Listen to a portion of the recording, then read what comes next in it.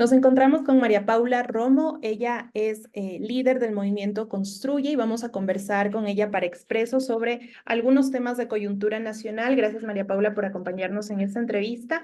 Y quisiera empezar preguntándole acerca de la sanción del Tribunal Contencioso Electoral a Construye. Tanto ustedes como algunos otros sectores han considerado que es una sanción desproporcionada. ¿Por qué cree que el fallo fue tan contundente? ¿Han presentado ya la apelación?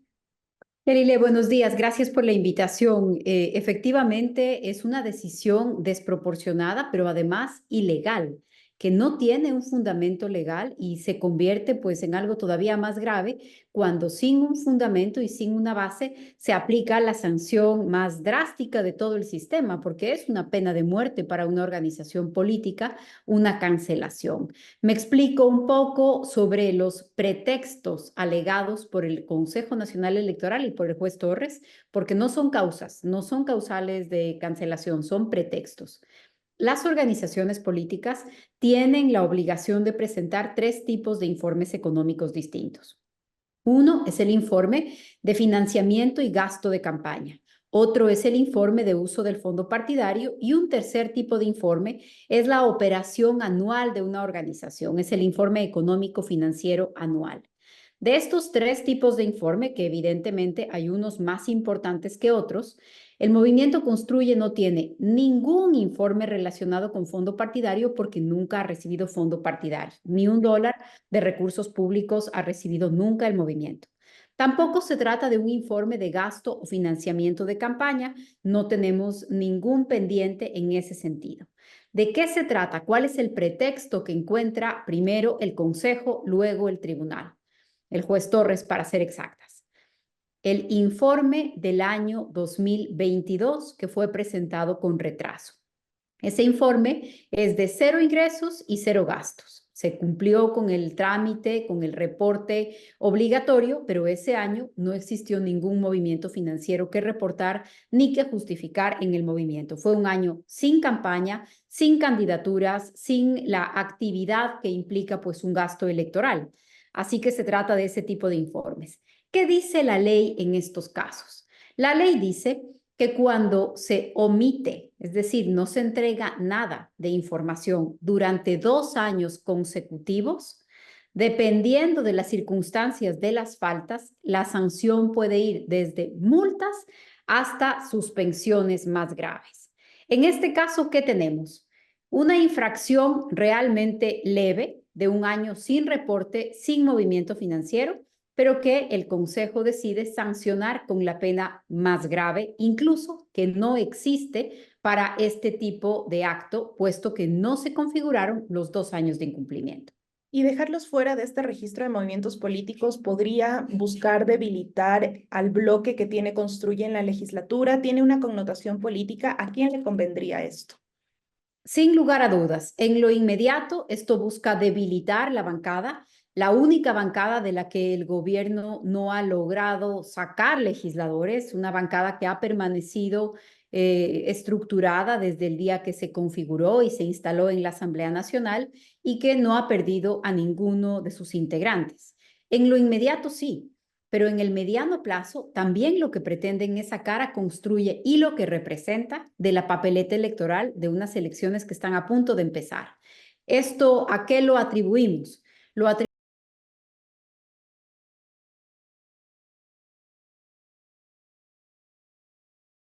y comentarle algunos datos a lo largo del tiempo para que cada uno pueda sacar sus propias conclusiones.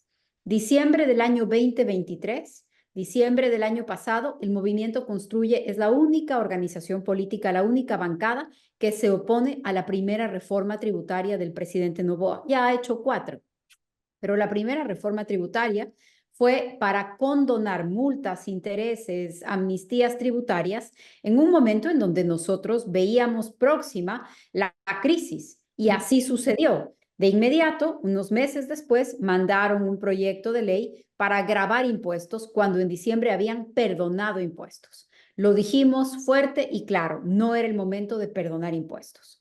Inmediatamente después, el presidente, el 4 de enero, en una entrevista en una radio en Guayaquil, dice que Construye es una basurita en el ojo, Cuando le preguntan sobre el único movimiento que se ha opuesto a su reforma tributaria, él dice, es una basurita en el ojo y me la quito. Unos días después de esto empieza el proceso sancionatorio en el Consejo Nacional Electoral. En el Consejo Nacional Electoral no se decide ningún castigo, ninguna sanción. El Consejo Nacional en el Pleno vota el encargo, la delegación, a que la dirección jurídica resuelva qué es lo que se corresponde en este caso.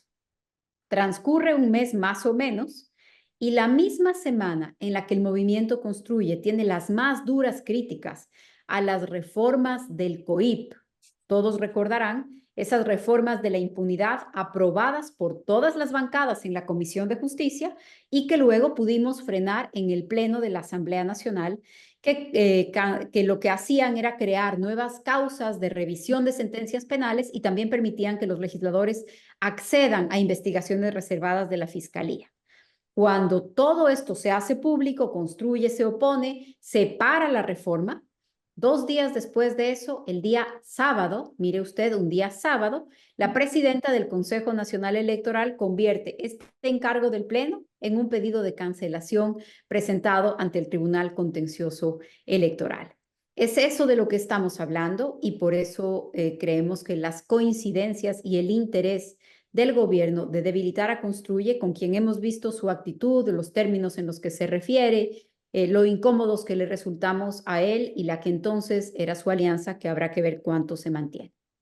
Los legisladores de la bancada de Construye se mantienen leales. Ha habido tal vez acercamientos por parte del gobierno para tratar de llevarlos a sus filas y hablando un poco también en el mediano plazo, ¿cree que el gobierno quiere tomar un poco esta bandera de la lucha de Fernando Villavicencio que ha sido abanderada por Construye, pero para ADN? Sobre la primera pregunta, sobre acercamientos del gobierno hacia los legisladores de Construye, lo ha hecho el gobierno desde el primer día, no solamente con los legisladores de Construye, sino con todos los partidos políticos, lo acaba de denunciar el Partido Social Cristiano también. Esa es una dinámica política y esos son los códigos, entre comillas, por los que tendrá que responder el gobierno. Pero la bancada de Construye se ha mantenido hasta el día de hoy en una posición seria, articulada, de disciplina de partido, consecuente con una propuesta que ya nos resultó muy dura durante la campaña electoral. Nosotros hemos pasado realmente episodios de altísima complejidad, el asesinato de nuestro candidato presidencial el 9 de agosto, luego las dificultades para inscribir al candidato que reemplazaría en la papeleta a Fernando Villavicencio, luego el impedimento para que Carrillo, Patricio Carrillo, el segundo asambleísta más votado de todas las elecciones, pueda ocupar su curul. Es decir, esto no empezó ayer. Venimos durante ya muchos meses luchando contra la corriente con las posturas que representamos y que vamos a seguir defendiendo.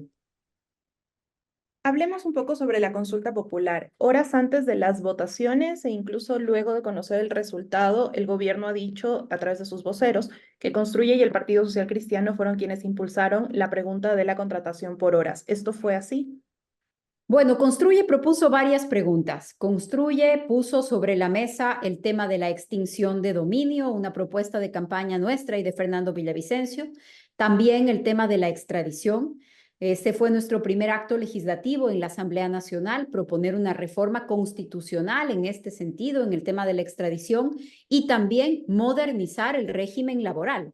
Efectivamente, el gobierno recogió algunas de nuestras propuestas en la consulta, pero terminó solamente haciéndose cargo de aquellas triunfadoras, como hemos visto. Nosotros seguimos creyendo que el tema del empleo es algo que el país necesita revisar, que necesita resolver, y vamos a seguir buscando alternativas para modernizar el régimen laboral. Hoy esa pregunta no ha tenido respaldo, como hace un año no ganó la pregunta de la extradición. Pero eso no significa que los debates tienen que abandonarse o que hay que rehuirle al debate. Vamos a seguir buscando alternativas para el empleo en el país porque es uno de los grandes problemas que hay que resolver. El gobierno ha roto los puentes con varias bancadas en el legislativo, incluyendo el Movimiento Construye, incluso sus primeros aliados, tanto el Partido Social Cristiano como Alianza, bueno, el antiguo Alianza País, que ahora es la Revolución Ciudadana, pues han anunciado que son ya, que ese pacto ya no va. En el caso de Construye, con las reformas que tienen que ser conocidas por la Asamblea Nacional después de la consulta popular, ¿cuál será la posición de la bancada? ¿Apoyarán estas reformas? ¿De qué manera participarán en esto? Nosotros como movimiento, el Movimiento Construye va a mantener la misma postura que tiene desde el primer día en la Asamblea Nacional.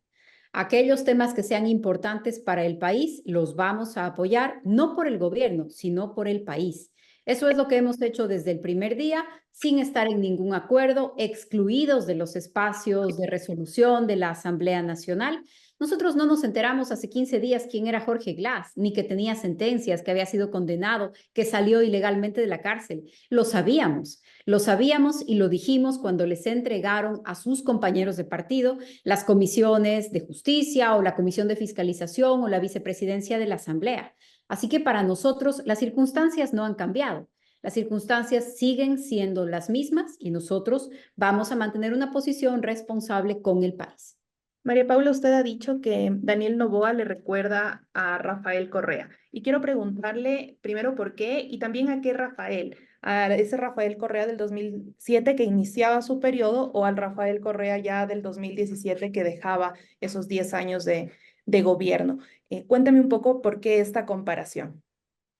Al que pedía que cancelen los partidos políticos que lo criticaban. A eso me referí el día de ayer en una pregunta. Finalmente, ¿de qué manera participará Construye en las elecciones generales del 2025, considerando la actual situación del movimiento? Porque, como usted dice, tal vez ahí está estos fallos que son muy sancionatorios, los dejan fuera, es una muerte política, pero ¿cómo van a seguir presentes? En este momento hay una presión para sacar de la papeleta al movimiento Construye y las listas 25, pero el papel de los jueces es garantizar que prevalezca la ley y la justicia, independientemente de las presiones. Yo quiero creer que en el Tribunal Contencioso Electoral hay suficientes jueces correctos y probos que van a actuar en derecho. Así que no consideramos esa posibilidad de que el Tribunal Contencioso vaya a tomar una decisión ilegal y fuera de sentido, fuera de foco. Sin embargo, de eso, el movimiento Construye, por supuesto que está preocupado, estamos tomando las decisiones legales dentro del país, también acudiremos a instancias internacionales para trabajar en lo que garantice nuestra presencia en el escenario político nacional. Con los mejores candidatos, creemos que hay que trabajar por coaliciones, por alianzas, evitar la fragmentación y proponerle al país nuestros mejores cuadros. Eso es lo que hemos hecho en las últimas elecciones y eso es lo que vamos a hacer en el 25. Muchas gracias, María Paula, por su tiempo y por contestar estas preguntas de Expreso. Muchas gracias a usted.